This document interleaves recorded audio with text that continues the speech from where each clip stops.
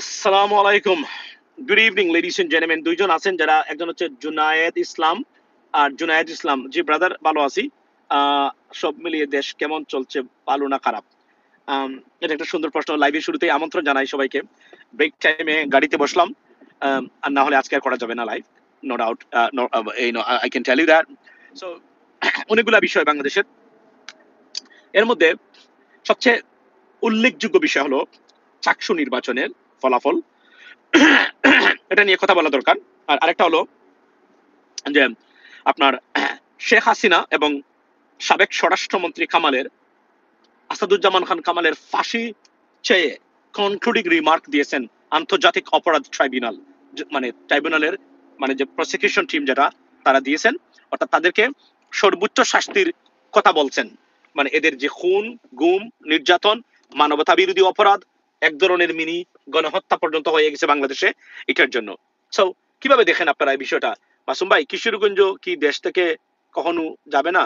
ভাই, কিশোরগঞ্জ কি দেশ থেকে কখনো যাবে না? দেশ থেকে কিশোরগঞ্জ দেশ থেকে যাবে না মানে কি?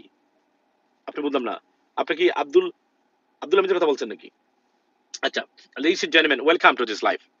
এখানে বলে রাখি এবং চাকসু নির্বাচন শুরু করি প্রথমেই যে আম, কয়েকটা খবর। সবচেয়ে গুরুত্বপূর্ণ খবর হলো যে গতকালকে বলেছি বাংলাদেশের আর্মি অফিসার্স যারা আছেন, সেনা হেফাজতে যারা আছেন বা সেনা অফিসার যারা আছেন, তারা মোটামুটি সিভিল প্রশাসনে বা আদালতের মাধ্যমে বিচারিক প্রক্রিয়ার অন্তর্ভুক্ত হতে যাচ্ছেন। এটা মোটামুটি নিশ্চিত। ওয়াই?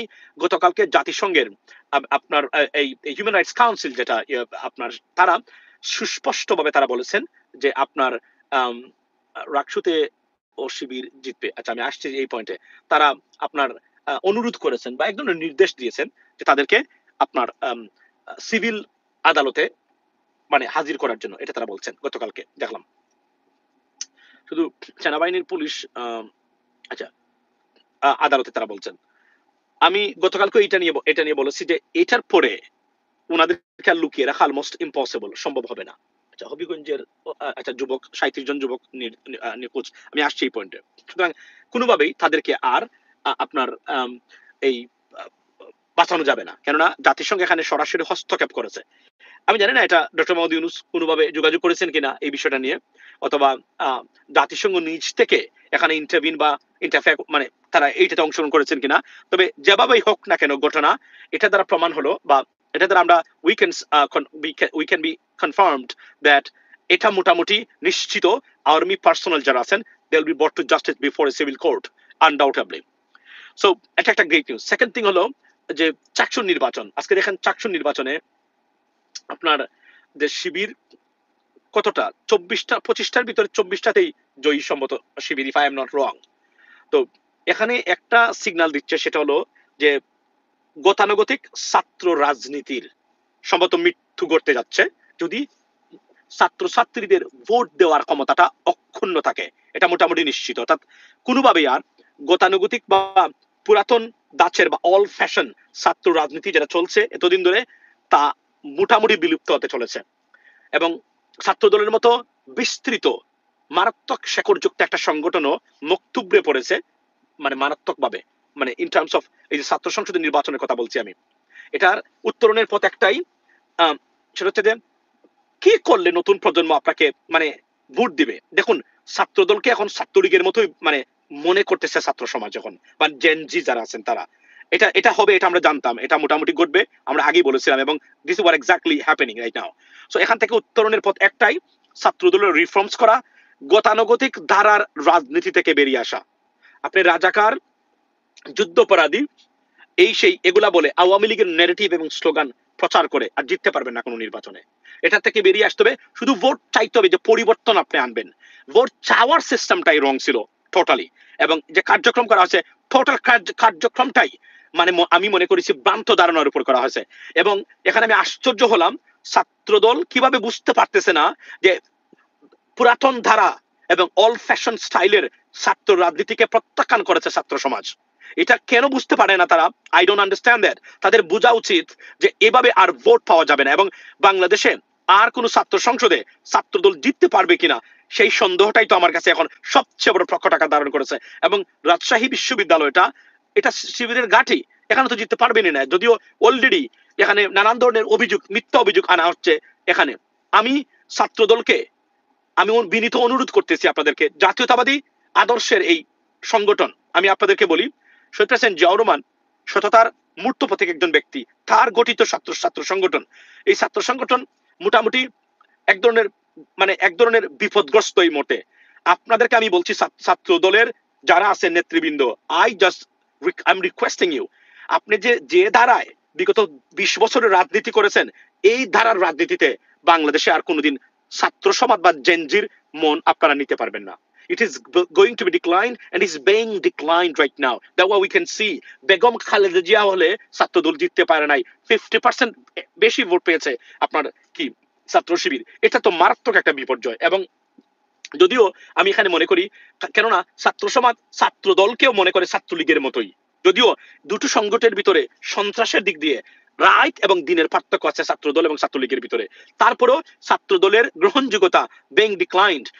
এখন দেখেন, এটা যদি কোনো কারণে আগামী জাতীয় সংসদ নির্বাচন ফল করে কোনো কারণে যদি বিএনপির বিপক্ষে যায় বা একটা কোয়ালিশন গভর্নমেন্টও হয়, সেখানে তো আরো মারাত্মক হবে। এখনো কিছু মানুষ ছাত্র দল করে মনে করে বিএনপি ক্ষমতায় যাবে, সুতরাং আগামীতে আমার বিএনপি ক্ষমতায় যাবে, তো আমি যে কোন ভাবেই হোক ভালো পজিশন থাকতে পারবো বা বেটার অফ থাকতে পারবো। দেখেন, এই ধারায় এই একটা পসিবিলিটি বা সম্ভাবনা থাকার পরেও ছাত্র দলের এমন রেজাল্ট এবং বিপর্যয়, যদি এটা কনফার্ম হয় আগামীতে বিএনপি ক্ষমতা যাবে না বা যেতে পারে নাই তারা, তখন ছাত্র দলের রাজনীতিটা মোটামুটি will be shrunk by 50 to 60%। আমি লিখে দিচ্ছি, please don't take me otherwise, আমাকে ভুল বুঝবেন না আপনারা, মনে রাখবেন আমি এই কথাগুলো বলছি আপনাদের ভালোর জন্য।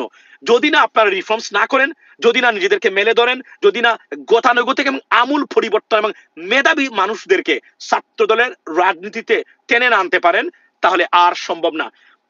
10 বছর 15 বছর ইউনিভার্সিটিতে থেকে ছাত্র রাজনীতি করা নেতৃবৃন্দ দিয়ে ছাত্র দলের রাজনীতি কোন অবস্থাতে এর উপরে উঠতে পারবে না গতানুগতিক এবং সুশৃঙ্খল ধারায়।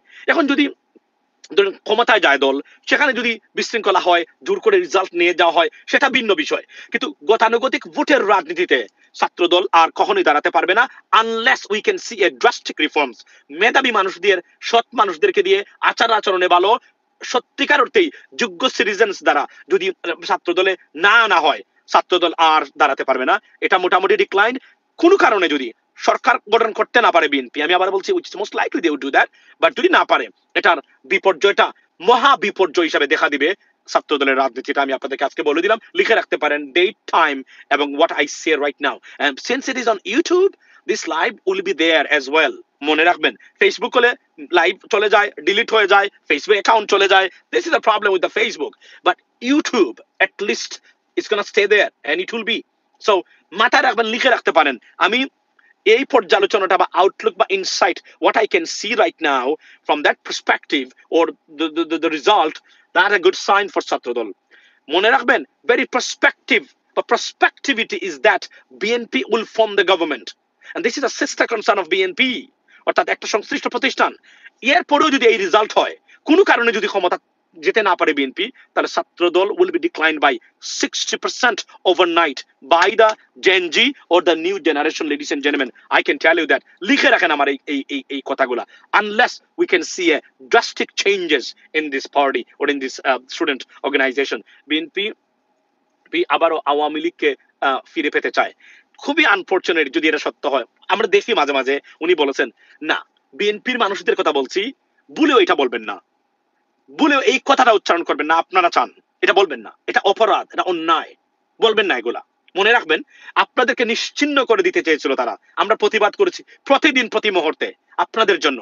আর এরা যদি ফিরে আসে, তাহলে বেগম খালেদা জিয়া এবং তারেক রহমান সাহেবের রাজনীতি এবং বিএনপির রাজনীতি চিরতরে একদম মুছে দেবে বাংলাদেশ থেকে। Never believe them. Sheikh Hasina ফেরার পরে বেগম শহীদ প্রেসিডেন্ট জিয়াউর রহমানকে হত্যা করা হয়েছে। মাথায় রাখবেন, এগুলাকে সুযোগ দিবেন আপনি, এভাবে বিপদে পড়বে। অন্তত পক্ষে we need, and to be honest, আমি আপনাদেরকে বলি, আওয়ামী লীগের জন্য 10 বছর আওয়ামী লীগের রাজনীতির বাহিরে রাখলে হয়তো তারা সন্ত্রাস আর ভারতীয়করণ থেকে কোনোভাবে হয়তোবা নিজেকে ডিটাচ করতে পারে, কোনোভাবে হয়তোবা, এটা আমার আশা। যদি করতে পারে তারা, এই সুযোগটা আমরা করে দেওয়া উচিত এবং এভাবেই তাদেরকে রাখা উচিত। আর না হলে ভারতীয় পন্থী এই দল খুন খারাপি সবসময় করবে। কারণ মনে রাখবেন, ভারত কখনো আওয়ামী লীগকে সুশাসন দেওয়ার জন্য বাংলাদেশে আনবে না বা আনার চেষ্টা করতেছে না, কারণ সুশাসন is the enemy, the rule of law in Bangladesh is the enemy of India. That's what it is, ladies and gentlemen. Try to understand what I say. এটা কাট করবেন, যারা এখানে কাট করেন আমার ভিডিও নেন বিভিন্নভাবে, আমি বলে দিচ্ছি, সুশাসন সুশাসন বাংলাদেশের rule of law and system উন্নত করা is the enemy of India. Trust me, they don't like that, they don't want it. Neither they want a total destabilization in Bangladesh nor a stable country with the rule of law. They don't want that. Their policy is দিচ্ছি দিমু এভাবে রাখবো, আমরা চুষে সবকিছুকে control করব। This is their plan, ladies and gentleman. So এটা কখনোই ভাববেন না যে আপনার এই এই ভারত এই কাজটা করবে। ভারতের আওয়ামী লীগ এই যে বলছেন আমাদের আব্দুল হক ভাই, কর্নেল আব্দুল হক ভাই, উনি বলেছেন যে Awami League is one of the like extended version of BJP. 100% I agree with him because this is what exactly এরা এই কাজটাই করবে। এই যে আশ্রয় দিচ্ছে আপনি জানেন আপনাদের জন্য সবচেয়ে বড় আতঙ্ক এবং দেশের স্বাধীনতা সার্বভৌমত্বের জন্য সবচেয়ে বিপদ কোনটা? সবচেয়ে বিপদ হলো আবার আওয়ামী লীগ মানে তাড়াতাড়ি কোনোভাবে যদি ক্ষমতায় আসতে পারে, কেননা ভারতকে আওয়ামী লীগকে মানে খাওয়াইয়া পুষে বড় করতেছে বা রাখতেছে এখানে। আপনি মনে করেন বাংলাদেশের আইনের শাসন দেশের উন্নতি অগ্রগতি সমৃদ্ধির জন্য, এটা যদি আপনি বিশ্বাস করেন আপনাকে এখনই ডাক্তারের কাছে যেতে হবে। আপনি যেই হন না কেন, যে দলেরই হন না কেন, আপনি যদি মানুষ হয়ে থাকেন, go to doctor right now. That's what it is. কারণ এরা কখনোই বাংলাদেশের সুশাসনের জন্য আওয়ামী লীগকে রাখে নাই। বাংলাদেশটাকে কন্ট্রোল করা, চুষে খাওয়া, এই দেশের 18 বা 20 কোটি মানুষকে জিম্মি করে রাখার মহা পরিকল্পনা হচ্ছে Awami League. That's what exactly. এতে যদি আপনি বিশ্বাস না করেন করিয়েন না, কিন্তু এটা মানে মিথ্যা নয়, এটা বাস্তব। আপনি বিশ্বাস করবেন না কারণ আপনি মানসিকভাবে বিকারগ্রস্ত ফ্যানাটিক বর্তমানে। এই যে দেখলাম আওয়ামী লীগের যারা আছে তাদের ক্ষেত্রে। সো কোন দল ক্ষমতায় আসবে এটা আমরা বলতে চাচ্ছি না, কিন্তু আমরা এটা বলতে চাই আওয়ামী লীগের। নাও সেকেন্ড থিং, যে মূল পয়েন্ট যে কারণে লাইফটা, সেটা হলো যে আপনার 100% true league. Absolutely, absolutely 100% true. আচ্ছা, শেখ হাসিনা এবং সাবেক স্বরাষ্ট্রমন্ত্রী আসাদুজ্জামান কামালের ফাঁসি চেয়েছেন আদালত, এবং এটা নিয়ে বলছেন কেউ কেউ যে এটা একটা যে মনে রাখবেন, এদের বিচার যদি না হয় বাংলাদেশ থেকে ফ্যাসিজম কখনো উঠবে না। এদের বিচারের মাধ্যমে এটা প্রতিষ্ঠিত হবে। ভারত চাইলেই কাউকে ফেসিবাদ বানাতে পারে না, মনে রাখবেন। চেষ্টা করতে পারেন, কিন্তু তাদের পরিণতি যেভাবে অপরাধ করবে সেই অপরাধ অনুযায়ী হবে। শেখ হাসিনা টিকে যেত, তাহলে যারা আন্দোলনে ছিলেন অন দা গ্রাউন্ড, এই যে হাসনাত গ্যাং যারা আছে প্লাস আরো যারা আছে, যারা সরাসরি লক্ষ লক্ষ মানুষ এই যে আন্দোলনে, যে অনেক ছাত্রী আপনারা দেখেন না এখন আন্দোলনে যুক্ত ছিলেন, এরা সবসময় আমরা এদেরকে মাঠে দেখেছি, একটাও কি বাঁচতে পারতো? নো, এদেরকে আয়না করে রাখা হতো। মীর কাসেম আলীর ছেলে আরমান সাহেব যেভাবে, যেখানে ব্যারিস্টার আরমান যে জায়গাতে ছিলেন সেই জায়গাতেই তারা থাকতো এখন, এবং এদেরকে নিয়ে এরা মিট করাতো ওই জায়গাতে। এখন কতটা ভয়ঙ্কর পরিস্থিতি সৃষ্টি হতো একবার জাস্ট ইমাজিন দ্যাট। এখন যদি শেখ হাসিনা ফিরতে পারে, যারা অংশগ্রহণ করেছেন, আমরা তো বিদেশে থাকি, আমাদেরকে এমনি সরাসরি কিছু করতে না পারলেও দেশে যাওয়া তো আমাদের জন্য অনুষ্ঠিত হবে, কারণ এতটাই মানে এর তারপরে হলো বিদেশেও দেখেন না, যদি আবার শেখ হাসিনা আসে, বিদেশে যে কুকুররা, এদের যে কুকুর গেউ গেউ করা কুকুর যেগুলা চতুর্দিকে আমরা এখন দেখি, এরা কি করবে? এরা কি শান্ত থাকবে? এরা জানে না তারা কতটা বিপদগ্রস্ত, তারা যে কাজগুলো করতেছে। এদের মানে এদের ফ্যানাটিক, এই দ্বিতীয় তৃতীয় শ্রেণীর পাশ এই ফ্যানাটিক যারা আছেন, এই ফ্যানাটিকরা কতটা বিপজ্জনক হতে পারে কেউ কেউ কখনো কল্পনা করেছেন? লেডিস এন্ড জেন্টলম্যান, দেশের স্বাধীনতা সার্বভৌমত্ব দেখুন, I want to be reasonable and I was very reasonable even weeks ago. Awami League ফিরবে কিনা আমরা জানি না, তবে আওয়ামী লীগ যেন 10 বছরের আগে বাংলাদেশের কোন ধরনের রাজনীতিতে, সক্রিয় রাজনীতিতে ফিরতে না পারে। শেখ হাসিনা এই কোনোভাবেই যেন আর রাজনীতিতে ফিরতে না পারে, এটা নিশ্চিত করতে পারলে দেশকে বাঁচাতে পারবেন। আর এরা যদি কখনো ফিরে, মনে রাখবেন, যদি কখনো আর আপনার কাছ থেকে আপনার দেশের দায়িত্ব এরা নিতে পারে, এই দেশ আর কখনো আপনারা আপনার হিসাবে পাবেন না। It's over. কারণ নেরাবেল তোরা একবারই যায়, সেকেন্ডবার ভারত এমন ভাবে মেকানিজম করবে আর যেন খুঁজে না পান আপনি। চেষ্টা করেছিল, কিন্তু আওয়ামী লীগের পাপটা, এদের পাপটা এতটাই বেশি ছিল যে এই পাপটা তারা কোনো অবস্থাতেই আর মানে আল্লাহ এদের পাপের মানে কোনোভাবেই সাথ দেন নাই। আর এত পাপ করেছে, আপনি কল্পনা করেন যে এত মানুষকে নির্যাতন করেছে, তারা মিথ্যা মামলা দিচ্ছে, হয়রানি করেছে, গোট ছাড়া করেছে, দেশ ছাড়া করেছে। এই যে ধরেন শারমানের কথাই আমি বলি, এবং হুম্মাম খাদের কথাই বলি, আমাদের ইলিয়াস আলী সাহেবের কথাই বলি। এই লোকগুলা, এই যে একজন বোন বলেছিল আমার স্বামীকে ধরে নিয়ে গেল, আমার স্বামী লাশটা আমরা পেলাম না, এটা কি আমাদের সাথে অন্যায় করা হলো না? দেখেন কিভাবে বলতেছে তার সাথে অন্যায়? প্রথমে তো আপনার আপনার অন্যায় তো করা হয়েছে, এমনিতেই অন্যায় করা হয়েছে তাদের সাথে, যখন তার মানুষকে তারা তুলে নিয়েছে এখান থেকে। সেকেন্ড থিং হলো তার লাশটা তার পর্যন্ত পাওয়া যায় নাই। এগুলাকে সমর্থন যারা করে বাংলাদেশে, বিশ্বাস করেন আমি মনে করি একটা গণ আদালত, একটা গণ কারাগার তৈরি করা দরকার, যে কারাগারে এদেরকে বেছে বেছে এখানে নেওয়া হবে মানুষ হওয়ার জন্য। রিহ্যাবিলিটেশন প্রোগ্রাম, এই যে আছে না আওয়ামী লীগ ডিসপেন্সার যারা আছে, এগুলাকে সমর্থন করে। দেখুন, কেউ যদি বলে আওয়ামী লীগকে আমরা ক্ষমতায় চাই, আমরা চাই আওয়ামী লীগ ব্যান হোক না, তবে যারা দোষী তারা শাস্তি পাক, অ্যাবসলিউটলি তাদের এই কথার যুক্তি আছে। কিন্তু এটা না করে ফেসিজমকে আর গণহত্যা সবগুলাকে সমর্থন করে হাসাহাসি করে এদের জন্য একটা কারাগার বানানো দরকার, যেটা হবে রিহ্যাবিলিটেশন কারাগার, জেল প্লাস রিহ্যাবিলিটেশন সেন্টার। মানসিকভাবে এই ফ্যানাটিকদেরকে, যেহেতু এরা আমাদেরই বাংলাদেশের নাগরিক, এদেরকে রেডি করে একটা জায়গাতে এদেরকে ইসলামিক জ্ঞান, ধর্মীয় জ্ঞান, সামাজিক জ্ঞান, ভৌগোলিক জ্ঞান, ঐতিহাসিক জ্ঞান, তারপরে সিভিক্স বা পৌরনীতি বলেন, পলিটিক্যাল সায়েন্স বলেন, এদেরকে এবং হিউম্যান রাইটস এদেরকে এখানে পড়ানো হবে। এই ফ্যানাটিক এবং এই কুকুরদেরকে, এর বাইরে তো আমি কোনো ব্যবস্থা দেখি না। দেশকে রক্ষা করতে গেলে, দেশের স্টেবিলিটিটাকে ফিক্স করতে গেলে এর বিকল্প তো কিন্তু আমি নাই, মানে আমি তো বিকল্প তো নাই। কারণ আপনি দেখেন, এত মানুষকে খুন করা, হত্যা করা, নির্যাতন করা, লুটপাট করা, এসালাম $20 বিলিয়ন নিয়েছে। আহারে, আপনি কল্পনা করেন যে ঢাকা বিশ্ববিদ্যালয়ের হলে এই যে মানে সাদিক কাইয়ুম ভিপি, সে চীনের কাছ থেকে সাহায্য চেয়েছে। চায় না, মানে চীন এই যে ছাত্রদের জন্য হাত দিচ্ছে যেখানে থাকার জন্য। ভাই, এমপি ইলেকশন করবেন, দেখুন প্রত্যেকটা জিনিস আমার মাথার ভিতরে আছে, to serve Bangladesh in a better way, ইনশাল্লাহ। প্রত্যেকটা জিনিসই আছে, প্রত্যেকটা জিনিসের জন্যই আমরা মনে করি আপনাদের সমর্থন পেলে why not, we should do. People like us should be in parliament. What we do not have, we have education, we have honesty, we have the total level of politics, right? We know international politics, we know international affairs, we know domestic geopolitical affairs as well.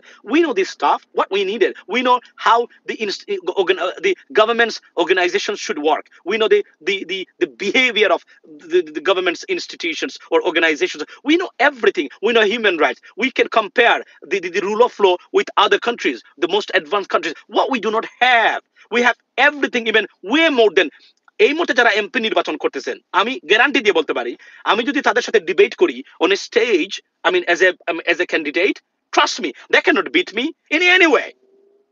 কোন সেক্টরে তারা আমাকে bit করতে পারবে না। Bit করতে পারবে international রাজনীতি নিয়ে, আন্তর্জাতিক সম্পর্ক, আন্তর্জাতিক রাজনীতি। বিট করতে পারবে না আপনার অভ্যন্তরীণ রাজনীতি। কিছুটা ইতিহাস আমাকে কাটাকাটি করতে হবে স্ট্যাটিস্টিক জানার জন্য, দ্যাটস হোয়াট ইট ইজ, আর কিছু তো না। আর কোন জায়গাতে ভাষাগত দিক দিয়ে গেলে কি অবস্থা, তারা কোন দিকে আমাদের সাথে পারবে বলেন আপনি?